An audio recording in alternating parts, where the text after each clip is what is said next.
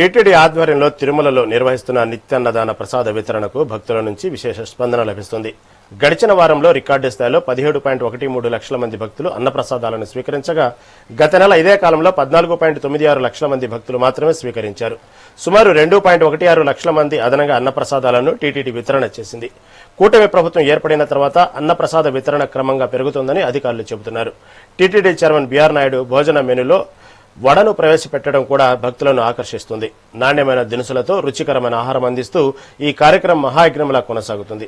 పశ్చిమాసియా యుద్ధ ప్రభావంతో గ్యాస్ కొరత తలెత్తి పలు చోట్ల హోటళ్లు మూతపడటంతో టీటీడీ అన్నప్రసాదాలపై మరింత తాకిడి పెరిగినట్లు తెలుస్తోంది. భోజనంతో పాటు పాలు, కాఫీ, అలాగే మిగతా ఐటమ్స్, రైస్ ఐటమ్స్ కూడా టీటీడీ భక్తులకు అందిస్తుంది. మిగతా 10,000 అనుకుంటే